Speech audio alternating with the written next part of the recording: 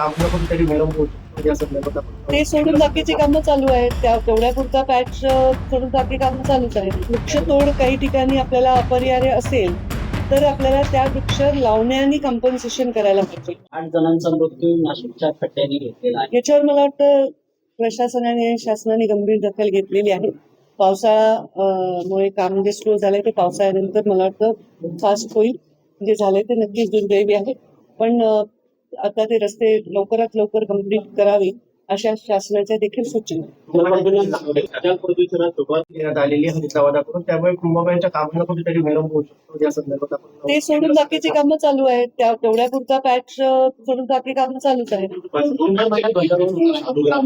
सप्टेंबरमध्ये ध्वजारोहण म्हणजे डिसेंबर पर्यंत 5 डिसेंबर पर्यंत हरितवादा ते वृक्षतोड काही ठिकाणी आपल्याला अपरिहार्य असेल तर आपल्याला त्या वृक्ष लावण्याने कॉम्पन्सेशन करायला पाहिजे. आणि त्यामुळे या हरित कुंभाचाही मोठा विषय आपण करतोय आणि त्याच्यामध्ये जास्तीत जास्त वृक्षांची लागवड व्हावी आणि कमीत कमी वृक्ष तोडली जावी याचा आपला प्रयत्न. मी याची माहिती नाही देऊ शकणार कारण ते गिरीश महाजन देऊ शकतील. मी फक्त पर्यावरणापुरतं STPs आणि नदीच्या प्रदूषणाच्या संदर्भात. हत्या देखील करण्यात ते तुझा प्रश्न असा काय आमदाराच्याच गावात असा काय तर कोणत्याही मुलीवर अत्याचार होतो हा फोकसचा विषय तो चुकीचा आहे. त्याच्यावर कारवाई झाली पाहिजे. कुंभमेळ्याच्या कामाला कुठेतरी विलंब होऊ शकतो या संदर्भात आपण ते सोडून बाकीची कामं चालू आहेत.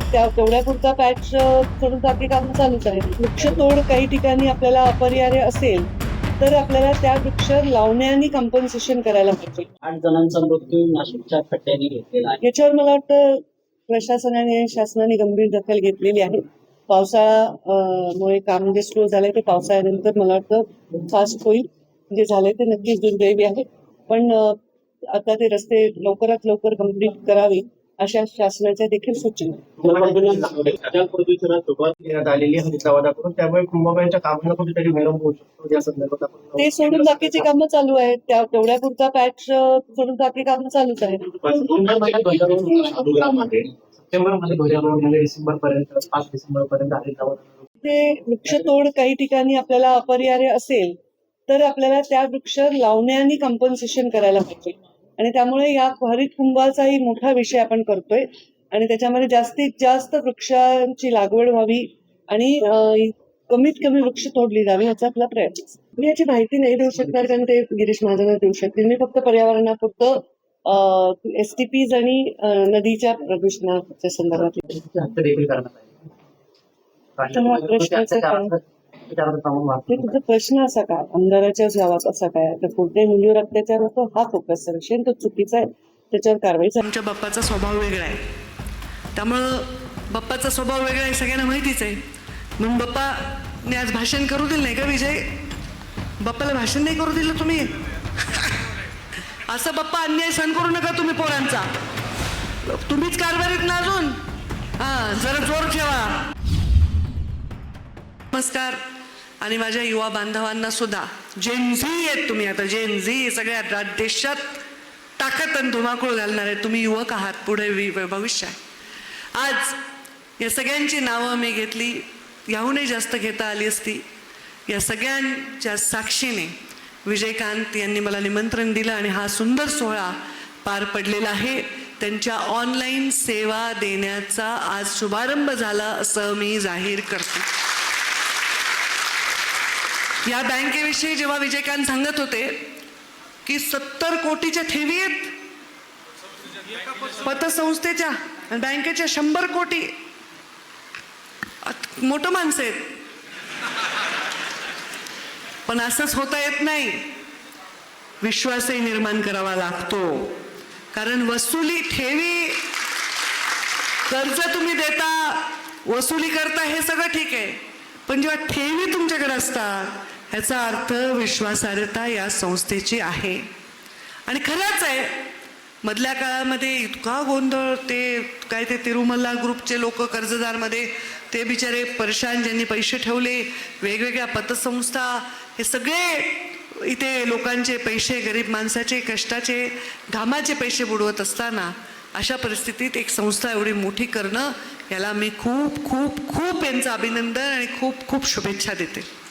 विजय मी त्याला विजय भाऊ म्हणत असते, विजयकांत म्हणत नाही, विजय भाऊ. खरंच एक चिकाटी आहे, काम करतात, रेग्युलर येणार. त्यांनी सांगितलं स्वतःच भाषणात, आमच्या बाप्पाचा स्वभाव वेगळा आहे. त्यामुळं बाप्पाचा स्वभाव वेगळा आहे सगळ्यांना माहितीच आहे. मग बाप्पाने आज भाषण करू दिलं नाही का विजय? बाप्पाला भाषण नाही करू दिलं तुम्ही? असं बाप्पा अन्याय सहन करू नका तुम्ही पोरांचा. तुम्हीच कारभारीत ना अजून. जरा जोर ठेवा. पण बाप्पाचा जरी स्वभाव वेगळा आहे तर विजयकांतचा स्वभाव खूप गोड आहे. आमचं तर चांगलं जमलं बाबा. एकदम मला नम्रपणे विषय मांडणं, थोडक्यात विषय मांडणारे लोक आवडतात. लटांबळ लावणारे आवडत नाही. आणि त्यांच्या थोडक्यात विषय मांडण्यानी, पटकन विषय मांडण्यानी आणि पटकन करून घेण्यानी आत्तापर्यंत किती कॉलेज झाले बाबा विजय? माझ्या शिफारसीनी 5 कॉलेज मीच दिलेत आत्तापर्यंत. मी नाही दिले बरं का. मी फक्त फोन केलाय मंत्र्याला. ती जी धडपड लागते, ती चिकाटी लागते आणि तो नम्रपणा पण आहे ह्याच्यामध्ये. हे तिन्ही गुण आहेत जे पुढच्या भविष्यात, ते काय होता वेगळा बाप्पांचा. आता काय कुणी कुणाचं ऐकून देत नाही, आरेला कार्य म्हणतात लोक. त्यामुळे गोडच बोलून काम करून घ्यायचं आहे. तर ही पुढच्या पिढीला हे पंचायत आहे. त्यामुळे तो गोडवा पण ठेवून त्यांनी हे सगळ्या संस्था मंजूर करून घेतलेल्या आहेत. या संस्थामध्ये आपले पोरं शिकावे, आपल्या पोरांना नोकऱ्या लागाव्या, या संस्थेमध्ये शेतकऱ्यांनी विश्वासार्हतेने आपली ठेवी ठेवाव्या, त्यांच्या पैशाला कुणाची नजर लागू नये ही काळजी मात्र विजयकांत तुम्हाला फार मोठ्या जबाबदारीने घ्यावी लागेल. आणि या गरिबांनी फार विश्वासाने या ठेवी तुमच्याकडे ठेवलेल्या आहेत. गरीबच नसतात ज्याच्याकडे ठेवी, त्याच्याकडे पैसे पण असतात. आणि त्यांनी सांगितलं अंकुशराव आहेत, भरत बाप्पा आहेत, हे सगळे कर्ज फेडून टाकतात एका दिवसात. आणि ही मोठी पुण्याई आहे. त्यामुळे मी त्यांना खूप खूप शुभेच्छा देते. आता इथल्या लोकांना बघायचंय ताईला बोलवा, कार्यक्रमाला बोलवा. हे निमित्त आहे. आता हे काही कार्ड काही एवढं मोठं निमित्त आहे? काही निमित्त आहे की चला बर्डावर कार्यक्रम घ्या, लोकांना बोलवा, जेव घाला. कारण शेवटी मी तरी किती लोकांपर्यंत पोहोचू शकते? महाराष्ट्रात असा एकमेव नेता आहे जो रोज जनता दरबार घेतो. कोणीही रोज जनता दरबार घेत नाही. रोज ते हक्क आहे माझा, तुमचा. मी रागवते एखाद्याला पाठीत, चल रे तू, किती वेळा येतो, किती वेळा काम सांगतो. मी रागवून पण बोलते, पण मी त्या माणसावर माझं प्रेम असतं, त्याला हक्क असतो म्हणून त्याला हक्काने सांगते, हे कर, हे नको करू.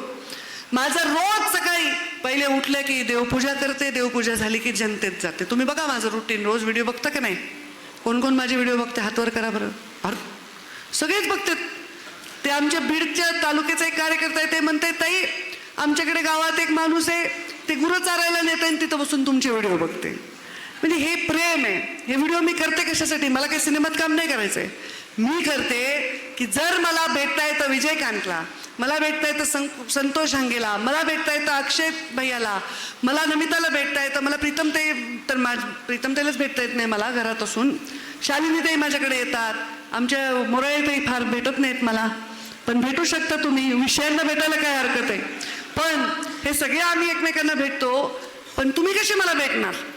ज्याला माझ्याकडे काही काम नाही, ज्याला निस्वार्थ भावना आहे, फक्त बघायचे, डोळ्यांनी बघायचे, डोळ्यात साठवायचे, डोळ्यांनी आशीर्वाद द्यायचा आहे, त्या माणसाला भेटायला असे कार्यक्रम किती चांगले. हे निमित्त आहे. हे निमित्त आहे माझं तुम्हाला भेटायचं. खूप व्याप आहे, खूप संघर्ष आहे, खूप कठीण परिस्थिती. असं नाही की सोपं आहे. आपल्याला एखादा राज्य आहे, मुंडे साहेबांनी एका शून्यातून निर्माण केलेलं आहे. हे जसं शिवाजी महाराज म्हणायचे रयतेचं राज्य आहे, छत्रपती शिवाजी महाराज म्हणायचे हे रयतेचं राज्य आहे. आणि ते छत्रपती शिवाजी महाराजांचा आदर्श आपल्या डोळ्यासमोर आहे, भगवान बाबांची शिकवण आपल्या रक्तामध्ये आहे. आणि अशा वेळी हे जनतेसाठी केलेलं मंत्रिपद आहे. असा आशीर्वाद घेऊनच मी पहिल्यांदा मंत्रिपदाची शपथ घेतलेली आहे. जेवढ्या टाळ्या त्या शपथविधीला मला पडल्या, तेवढं माझ्यावर कर्ज झालं विजयकांत. या प्रत्येक टाळीचं, या डोळ्यांनी दिलेल्या आशीर्वादाचं, या माझ्याकडे बघणाऱ्या प्रत्येक प्रेमाच्या नजरेचं माझ्यावर कर्ज आहे. आणि हे कर्ज उतराई होण्याचा एकच मार्ग आहे, जीवनात श्वासाचा श्वास असेपर्यंत मुंडे साहेबांनी दिलेल्या या जनते, हे सोन्यासारख्या माणसांची सेवा करणं हेच काम. आता मला खातं मिळालं पहिले ग्रामविकास. अक्षय बोलला, खूप छान अक्षयने मार्गदर्शन केलं. तर स्वतःविषयी स्वतः बोलायचा माझा स्वभाव नाही, पण ग्रामविकास खातं मिळाल्यावर मला वाटायचं आपण काय करावं. मग गावागावामध्ये विकास निधी देण्याचं काम केलं. जे गावं कधी ज्यांच्या टोपलंभर खडी पडली नाही त्यांना आपण मुख्यमंत्री ग्राम सडक योजनेतून जोडण्याचं काम केलं. मध्ये 5 वर्ष पडल्यानंतर काय तुमच्या जीवाची कालवा झाली, पण मी लोकांचे काम सातत्याने करत राहिले. पक्षाने मला दिल्लीचं काम दिलं. आज परत मी मंत्री बनून आले पशुसंवर्धन खातं. मला आता ह्याचं करावं काय? पशुसंवर्धन खात्यात लोकांचं काय काम करावं बाबा? ग्रामविकासमध्ये मला काही कळलं नाही. मी योजना आणली, जलसंधारणाची आणली का नाही? जलमुक्त शिवार, गावागावात बंधारे झाले का नाही? टँकर कमी झाले. मी जेव्हा मंत्री झाले 2000 टँकर होते या जिल्ह्यामध्ये. मंत्रीपद संपताना 0 टँकर होते. 1 वर्षात 0 टँकर झाले. हे जमिनीमध्ये पाणी पेरायचं काम केलं. मुख्यमंत्री ग्राम सडक योजना केली. बचत गटाची चळवळ राबवली. शिक्षकाच्या ऑनलाईन बदल्या केल्या. लोकांची लूट थांबवण्याचं काम मुंडे साहेबांच्या संस्काराने केलं. आता या पशुसंवर्धनमध्ये काय करू? विजयकांत, तुम्ही आता मला संस्था मागितल्या, बँक नाही मागितली, ते संस्था, शिक्षण संस्था मागितल्या. आता एखादं काहीतरी मागा ना, पोल्ट्री, गोट्री, पिगरी काहीतरी मागा. आपल्या या ग्रामीण भागातल्या युवकांना जीन पॅन्ट घालून, गॉगल घालून या युवकांनी उद्योजक बनावं, हे माझं एक स्वप्न आहे. माझा एक स्वभाव आहे.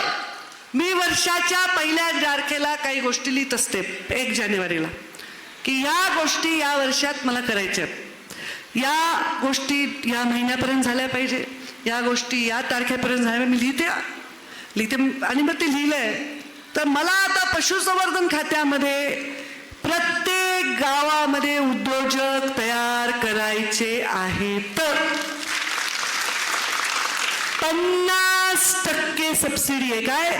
50%. 1 कोटी गुंतवले तर 50 लाख सबसिडी. म्हणजे बोगस नाही हा. बिना रस्ते करता बिल उचलायचे, बिना सभागृह करता आज ह्याचं नाव उद्या त्याचं नाव असं करून पैसे हटवायचे, त्याच्यासाठी नाही आहे. तुम्हाला त्या नियमाने जावं लागेल. कारण जो नियमाने जगायला शिकवतो, नियमाने राहायला शिकवतो, तो खरा नेता असतो आणि तो जीवन लोकांचं घडवत असतो. अरे जा तू करून दारू पी, मी तुझ्या मागे आहे. दारू पिऊन गाडी चालवी, वा मी तुला सोडवतो, मी कॉन्स्टेबलला बोलतो, असं करून तो मुलगा मरल ना. ह्याच्यासाठी नाही ना राजकारणात नेहमी की तुम्ही धाब्यावर दारू पिऊन गाडी चालवायची. ह्याच्यासाठी नाही ना राजकारणात की तुम्ही सिग्नल तोडायचा, तुम्ही कुठं चोरी करायची, तुम्ही कुठंच नाही. आणि तुम्ही नाहीच हो. तुम्ही सोन्यासारखे माणसं आहे, दृष्ट काढावं असे माणसं आहे. तुम्ही सगळे इथं बसलेले लहान पोरं आहेत. ह्यांनी उद्योजक झालं पाहिजे, ह्याला लखपती झालं पाहिजे, ह्याच्यात स्वतःची किंमत ह्याची वाढली पाहिजे, जीवनामध्ये त्यांनी मोठं झालं पाहिजे. ह्याच्यासाठी काम करायचं. ही योजना खूप सुंदर आहे म्हणून प्रशिक्षण केलं. तू कशाला आलास इथं? गप्पा मारायला? मी भाषण करायला तिकडेच गप्पा मारायलाच पाठ करून. या उद्योजक करायचे गावोगावी.